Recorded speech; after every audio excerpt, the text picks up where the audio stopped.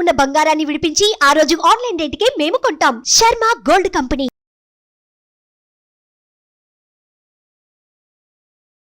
నమస్కారం, సుమన్ టీవీ ప్రేక్షకులకు స్వాగతం. ప్రస్తుతం మనతో పాటు ఉన్నారు శ్రీచక్ర పీఠ వ్యవస్థాపకులు, అలాగే ప్రముఖ జ్యోతిష పండితులు, మనందరికీ సుపరిచితులైనటువంటి డాక్టర్ ప్రదీప్ జోషి గారు మనతో పాటు ఉన్నారు. ఈ క్రోధినామ సంవత్సరం 27 నక్షత్రాల వారికి ఏ రకంగా ఉండబోతుంది ఏంటనే విషయాన్ని తెలియజేసేందుకు గురుగారు నమస్కారం. శ్రీమాత్రే నమః. మీ జన్మ నక్షత్రం ఇంపార్టెంట్. ఇప్పుడు నేను చెప్పేది ఏది జన్మ నక్షత్రం, నామ నక్షత్రము కాదు. నామ నక్షత్రం వేరు, జన్మ నక్షత్రం వేరు.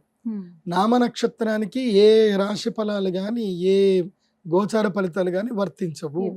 పేరు పేరే, పేరులో కొంచెం బలం ఉండాలి, అంతకు మించి ఏం లేదు. అది న్యూమరాలజీ అనుకోండి. మిగతాదంతా కూడా ఇప్పుడు నేను చెప్పేటువంటి నక్షత్ర ఫలితాలు ఏవవుతున్నాయి నామ నక్షత్రాన్ని బట్టి, సారీ నేను చెప్పేటువంటి పరీక్ష ఏవైతే నక్షత్ర ఫలితాలు ఏవైతున్నాయో ఇవి జన్మ నక్షత్రం అయితే తెలుసుకోవాలి. మీ జన్మ నక్షత్రం మీకు తెలియదంటే నా వెబ్సైట్కి విజిట్ అవ్వండి. అక్కడ మీ date of birth, time, place అన్ని కూడా ఎంటర్ చేయండి. మీకు మీ యొక్క జాతకం మీకు ఈమెయిల్లో PDF రూపంలో వస్తుంది. ఇది 500 పేజీలకు పైగా వస్తుంది. డే టు డే రిపోర్ట్ తో సహా వస్తుంది. అంటే ఈ రోజు ఏం జరగబోతుంది, రేపు ఏం జరగబోతుంది అనేది సూచన ప్రాయంగా డే టు డే రిపోర్ట్ తో సహా వస్తుంది. సో అది మీరు స్వీకరించవచ్చు. మీ జన్మ నక్షత్రం అక్కడ నుంచి తెలుసుకోండి. పేర్లను బట్టి ఇప్పుడు శ్రీనివాస్ అని పేరు ఉంటుంది, అందరూ తులారాశి అని చెప్పేస్తారు. కాదు. ఇప్పుడు వెంకటేష్ అంటారు, వేవో కాకి మృగశిర నక్షత్రము అంటే ఇది మిథున రాశి అని చెప్పేస్తారు. కాదు. సో ఇలా పేరును బట్టి మీరు రాశులు చెప్పుకోకండి, నక్షత్రాలు చెప్పుకోకండి, దాని ఫలితాలు ఉండవు. సో ఇప్పుడు ఈ సంవత్సరము క్రోధినామ సంవత్సరంలో ఒక్కొక్క నక్షత్రం వారికి ఎలా ఫలితాలు ఉన్నాయో చెప్తాను. అందరూ జాగ్రత్తగా వినండి. మీ జన్మ నక్షత్రాన్ని బట్టి మీరు నోట్స్ రాసుకోండి. గురుగారు, ఈ క్రోధినామ సంవత్సరం ధనిష్ట నక్షత్రం వాళ్ళకి ఎలా ఉండబోతుంది? శ్రీ గురుభ్యో నమః. శ్రీమాత్రే. ధనిష్ట నక్షత్రం గా గీ గు గే ధనిష్ట. ఈ ధనిష్ట నక్షత్ర జాతకులకి ఏంటంటే వీళ్ళకు కూడా బద్ధకరత్న అవార్డు ఇవ్వచ్చు. వీళ్ళకి విపరీతమైన బద్ధకం, ఏ పనులు చేయలేరు. వీళ్ళకి ఏంటంటే ఎవరైనా ఒకళ్ళు వీళ్ళని దగ్గర తీసుకొని ప్రేమగా చూసుకుంటున్నారు అంటే ఇంకా వీళ్ళు ప్రపంచం మర్చిపోతారు, ఇంకా వాళ్ళ మీద డిపెండ్ అయిపోతారు. ఇంకా నా గురించి నేను ఇవి అవడం ఆలోచించడం మానేస్తారు వీళ్ళు. సీతమ్మ వారి నక్షత్రం కూడా ఇదే నక్షత్రం.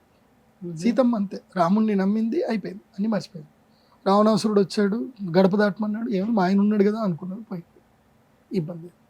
సో ధనిష్ట నక్షత్రం వారు ఏంటంటే నమ్మితే గుడ్డిగా నమ్మేసి అలా ఉండిపోతారు. అంతే నమ్మిస్తారు వీళ్ళు మొత్తం ఇచ్చేస్తారు. నాకు తెలిసి ఆస్తులు కూడా రాసిచ్చిన వాళ్ళు వీళ్ళే ఉంటారు. ఇప్పుడు ఉదాహరణకి ఎవరైనా అమ్మాయిని ప్రేమించారు, ఒక అమ్మాయి బాగుంది, ఇంకా పెళ్ళాం పేరు మీద ఆస్తులు కొనిస్తారు వీళ్ళు, ఇంకా మొత్తం జీవితం వాడి చేతిలో పెట్టేస్తారు. అలాంటి వాళ్ళు ఉంటారు. ధనే నిష్ఠా భవతి ఇది ధనిష్ట అంటే ధనము యందు తర్వాత వ్యవహార యందు నిష్ఠ కలిగి ఉంటారు. ఇప్పుడు నిజాయితీ కలిగి రిలేషన్షిప్స్లో నిజాయితీగా ఉంటారు చూడండి, మల్టిపుల్ రిలేషన్స్ లేకుండా. ఆ ఉండే వాళ్ళల్లో దాదాపుగా 70 మంది వీళ్ళే ఉంటారు. అంటే నిజాయితీగా ఉంటారు. ఒక రిలేషన్షిప్స్ లో ఉంటే వాళ్ళతోటి రిలేషన్షిప్ చాలా అట్లా నిజాయితీ ఉంటారు వీళ్ళు.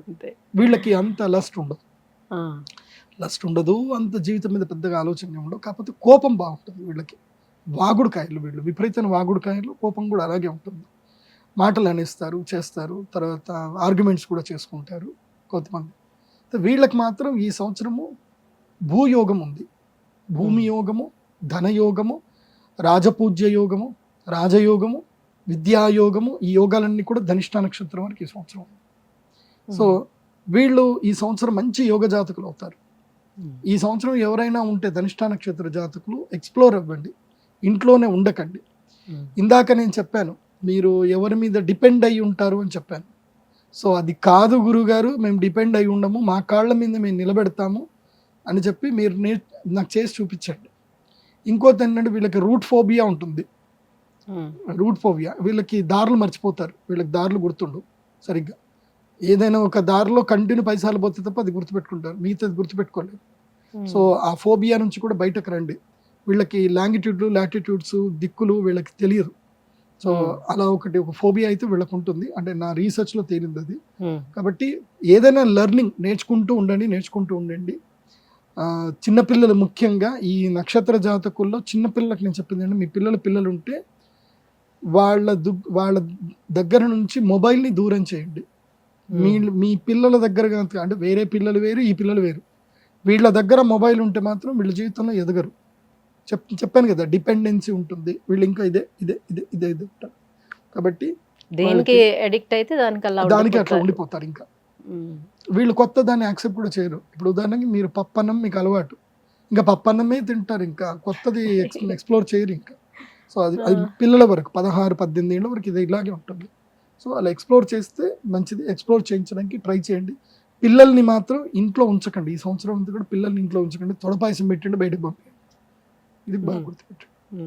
సో ఈ సంవత్సరము ధనిష్ట నక్షత్రం వారు విశేషంగా గోకర్ణంలో ఉండేటువంటి గోకర్ణ క్షేత్రము, అదేవిధంగా మురుడేశ్వరము, ఉడిపి, తర్వాత మూకాంబిక అమ్మవారు, ఈ అమ్మవార్లందరినీ కూడా దర్శనం చేసుకోండి. ముఖ్యంగా గోకర్ణములో గణపతి దేవస్థానం ఉంటుంది. ఆ గణపతి దగ్గరికి వెళ్ళి 108 ప్రదక్షిణ చేయండి ఆ గణపతికి. లేదా అక్కడనే గణపతి దేవస్థానం కూర్చొని ఓం గం గణపతయే నమః అనే మంత్రాన్ని 108 సార్లు గట్టిగా చదవండి. బాగుంటుంది. గురుగారు, ఈ క్రోధినామ సంవత్సరం పూర్వభాద్ర నక్షత్రం వాళ్ళకి ఎలా ఉండబోతుంది? శ్రీ గురుభ్యో నమః, శ్రీమాత్రే నమః. ఈ సంవత్సరము ఎవరైనా సైకలాజికల్గా డిస్టర్బ్ అవుతారు అని అంటే అది పూర్వభాద్రపద నక్షత్రమే. బికాస్ మీ యొక్క నక్షత్రంలో ఎవరున్నారు అంటే శని ఉన్నాడు. శని పూర్వభాద్రపద నక్షత్రం అంటే మీ యొక్క మస్తిష్కంలో, మీ ఆలోచనలో శని ఉన్నాడు అని అర్థం.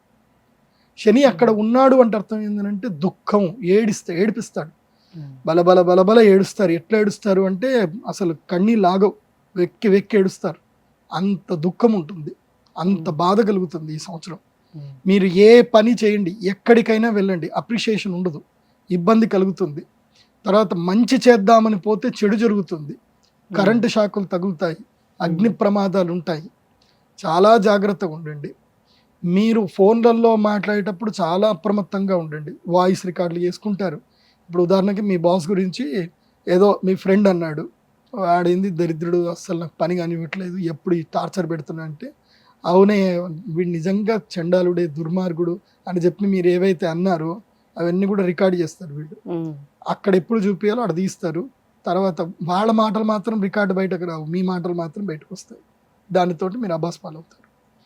ఈ సంవత్సరము అనర్థాలు, అరిష్టాలు ఎవరికైనా జరుగుతున్నాయి, ఇది టాప్ నెంబర్ 1లో ఎవరైనా ఉన్నారు అంటే అది పూర్వభాద్రపద నక్షత్రం వాళ్ళే. టాప్ నెంబర్ 1 ఇన్ ద నెగిటివ్లో టాప్ నెంబర్లో ఉన్నారు. సో వీళ్ళకి సర్జరీస్ అవుతాయి, మోకాళ్ళ నొప్పులు అవుతాయి, తల్లిదండ్రులకు, కొడుకులకు, పిల్లలకు గొడవలు అవుతాయి.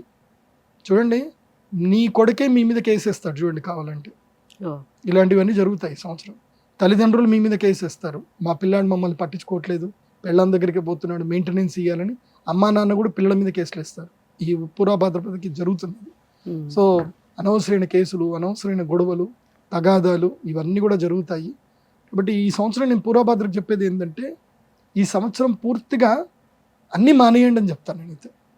అన్నీ మానేసి ఎక్కడైనా తీర్థక్షేత్రంలో, పుణ్యక్షేత్రంలో వెళ్ళి సేవ చేయండి. వ్యాపారాలు ఏమైనా ఉంటే అన్నీ సద్దుమణిగించేయండి, ఉద్యోగంలో జాయిన్ అవ్వండి.